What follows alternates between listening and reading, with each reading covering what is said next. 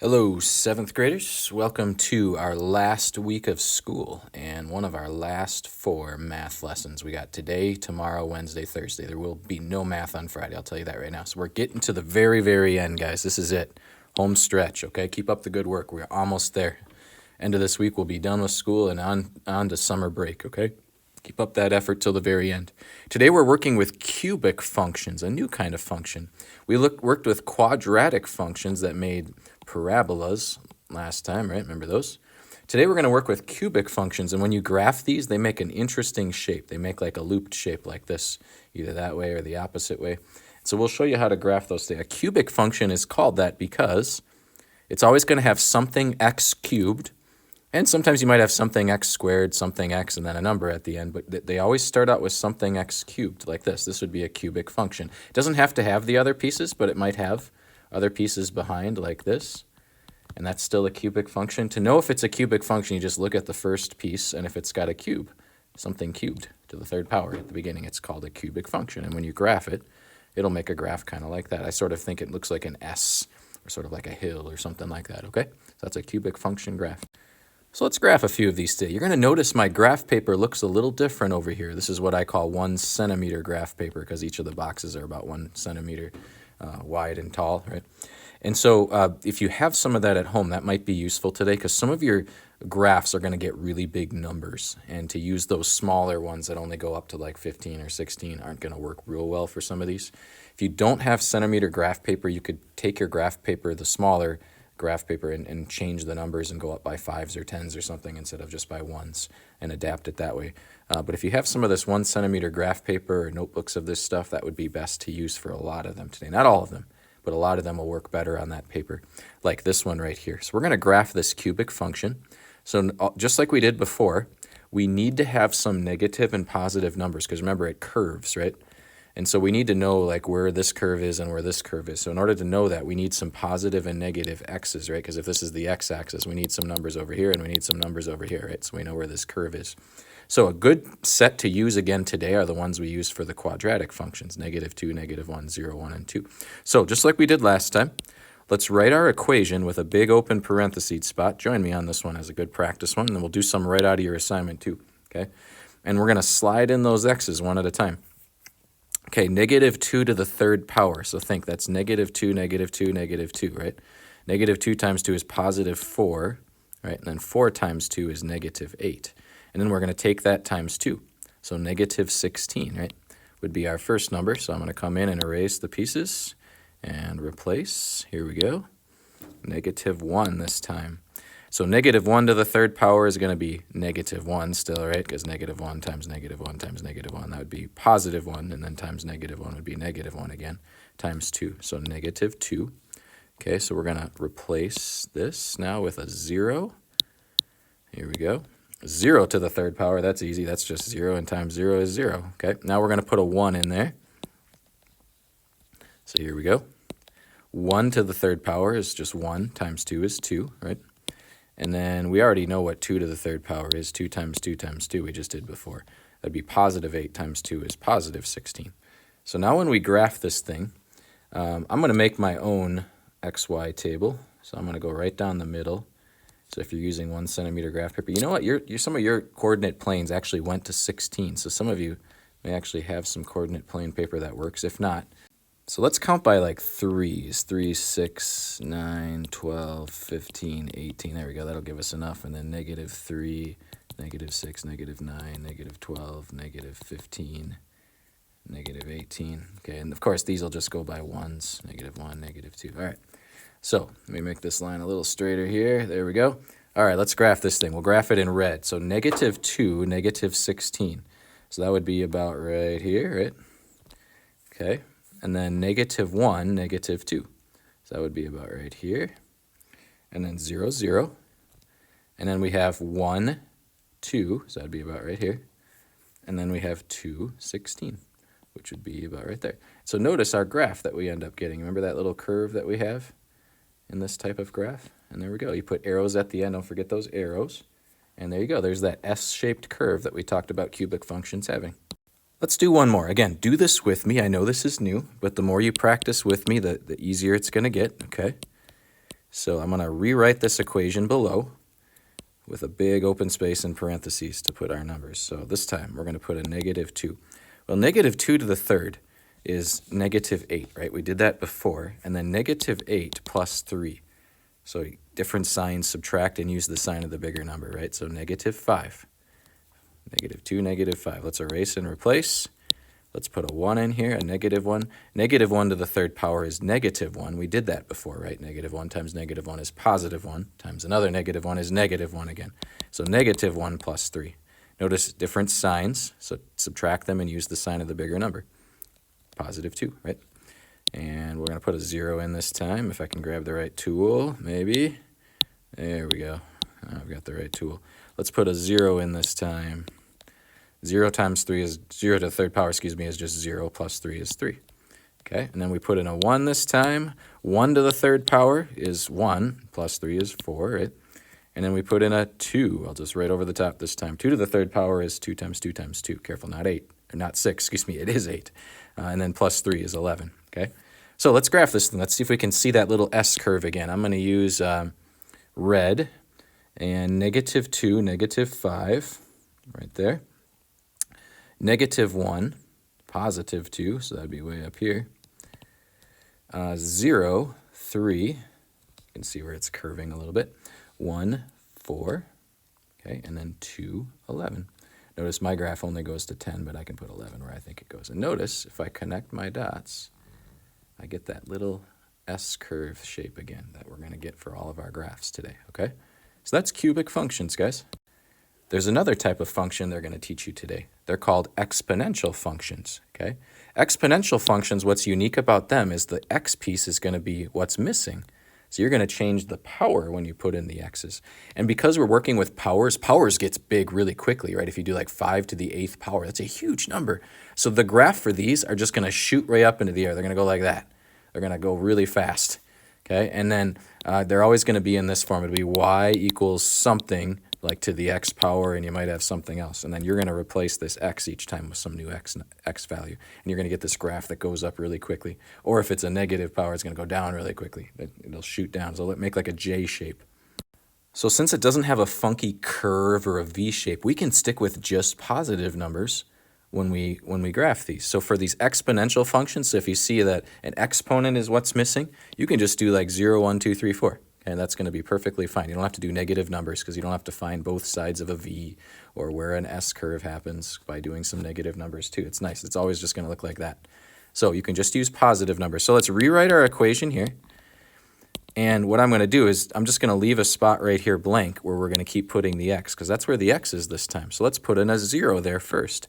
Ooh, tricky thing. Remember, anything to the 0 power, really important today, guys. Anything to the 0 power equals 1. Anything. Whether that's 100 to the 0 power or 99 to the 0 power or 5 to the 0 power, all of those equal 1. Okay, so this is 1 plus 1, 2. So remember that today. Really, really important. Hopefully you watched the video. I'll be able to tell by your answers today if you watched the video and got reminded of that or not. Okay, so let's do it again. 2 to the something plus 1. This time I'm going to put a 1 where that x was, right? 2 to the first power is just 2 plus 1 is 3, right? All right, let's replace that 1 this time with a 2. Okay, 2 squared is 4 plus 1 is 5. Do you see how the numbers are starting to ramp up? We're going to get our J shape. Now let's do 2 to the third power. Now it's really going to ramp up. 2 times 2 times 2 is 8 plus 1 is 9. See how we're jumping up quickly here? And let's go to the fourth power.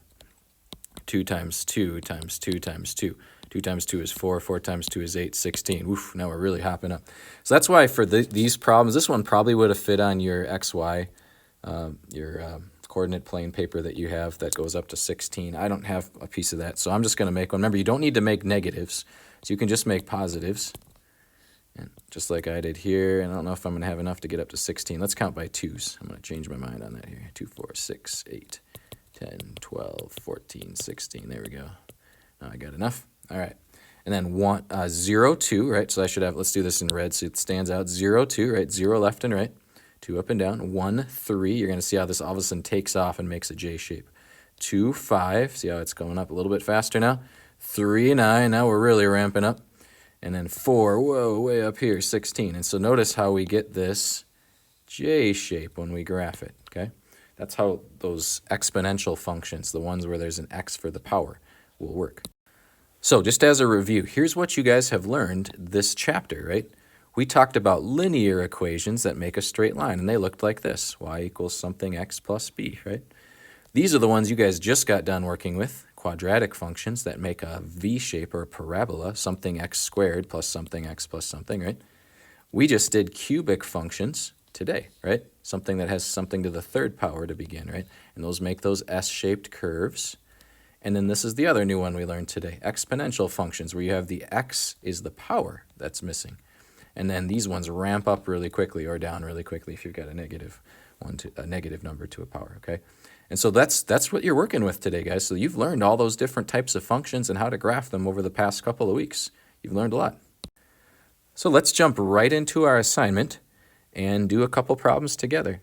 Notice the first section that you're doing today are all cubic functions. Do you see that? Here's the proof. We've got a cubed, third power right there. So remember, when we're working with cubic functions, we do need to use negative numbers. So we're going to do -2, -1, 0, 1, and 2. Remember, when you get to the exponential functions, the ones with an x for the power, then you don't have to do negative numbers, okay? So let's do this one, and we'll graph this one. I think this one will probably fit okay on regular graph paper. I guess we'll see.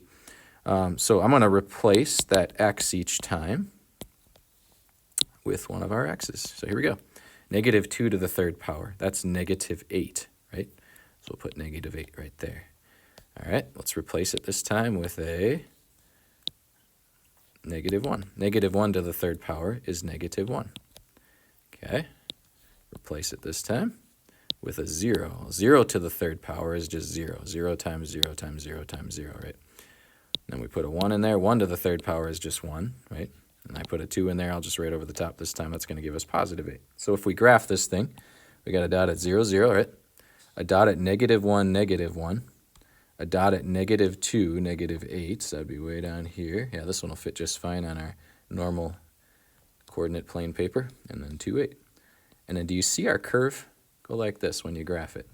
Give yourself that nice curve, and there's number 1. Notice they don't take all that long. Plug in those numbers and solve, and then graph that thing. You should end up with an S curve on all 4. I believe there's 4. Let me double check that. Yep, there's 4 in that first section that are all cubic functions that should make curves like that. Let's do another cubic function. Let's do number 3, because that one's got a fraction in it that can be a little tricky to do. Let's do that one. Here we go. I think this one will also fit just fine on your normal coordinate plane paper. So x, y, let's do -2, -1, 0, 1, and 2. All right. And then let's rewrite our equation. I wouldn't highly recommend doing this, leaving a blank for your x this time. All right. So let's put in our numbers. Let's put in a -2 this time. You guys are getting familiar with -2 to the third power now. That's -8, right? And then we're going to take that times 1/3. So we'll put 8 over 1, and we get -8 over 3. Or in other words, if I divide 8 by 3, 2 times 3 is 6. And I have 2/3 left over negative, right? Because it was a -8. So I get -2 and 2/3. You want to make it a mixed number so you know how to graph it, right? So if you get 8 over 3, make it a mixed number by dividing 8 by 3. Okay, let's do another one. Let's put in -1. -1 to the third power, I think you guys are figuring out by now, is -1 times 1/3. So -1 over 1 times 1/3. Well, anything times 1 just is itself, but it's going to be negative, because it's a -1 times 1/3, right? So -1/3 is our y. Let's put in a 0 this time. So we put a 0 here. 0 to the third power is just 0 times 1/3 is still 0. That's nice, nice and easy. We replace the 0 with a 1. Okay. 1 to the third power is just 1 times 1/3 is just going to be +1/3, right? And we put a 2 in there. Now, we already did 2 to the third power, that's 8, and we already took 8 times 1/3. We got 2 and 2/3. This time it'll be +2 and 2/3. So notice what happens when we graph this one. We're going to put a dot at 0, right? 0, 0. Let's put a dot at -2, -2 and 2/3. You're going to go -2 to the left, and then almost to -3 up and down, right? -2 and 2/3. And then -1, -1/3, so about right here. Okay. 0, 0 we got already. 1, 1/3, so 1 to the right, 1/3 up and down. And then 2, 2 and 2/3, so 2 to the right, and then almost to 3. And so notice we're getting our nice curved shape. See how that worked? And there you go. There's number 3. So that's a couple done for you for the cubic equation graphing ones. Let's do an exponential one. Notice I know this is an exponential one because it's got a x for the power. And so remember, with the exponential ones, you do not have to do any negative numbers. Woohoo, that's kind of nice. So let's just do 0, 1, 2, 3, 4. How about that? All right, let's put our equation here, and each time we're going to replace that x with a different number. So let's replace it with 0. Ooh, 0. Anything to the 0 power equals 1, right? So this is 1 take away 3. So in other words, -2, right? So let's erase and replace, this time with a positive 1. 2 to the 1 powers is 2, take away 3, -1, right? Okay, let's replace with a 2. 2 squared, 2 times 2 is 4, minus 3 is 1. Now we're starting to ramp up our numbers pretty quickly here. To the third power, 2 to the third power is 8, minus 3 is 5, right? We'll replace that 3 with a 4. 2 to the fourth power, you know, is 2 times 2 times 2 times 2. 2 times 2 is 4, times 2 is 8, times 2 is 16. Take away 3 is 13. You probably could have graphed this just fine on regular coordinate plane paper. Like I said, that's going to work a lot of the time. I'm just going to make it on this kind of paper because I have that in front of me here.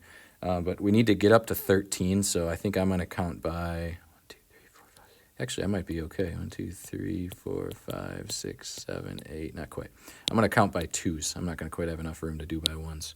So here I go. 2, 4, 6, 8, 10, 12, 14, 16, and so on. Sorry about my messiness. It's hard to write on this tablet, so small. All right, now we can do our dots. So 0, -2. I guess I need a couple negatives down here, don't I? -2, -4. So 0, -2, I'll do this in blue, is at 0 left and right, -2 up and down. So if you're using graph paper like mine, don't forget to give yourself a couple negatives on the bottom there. 1, -1, so halfway. Okay.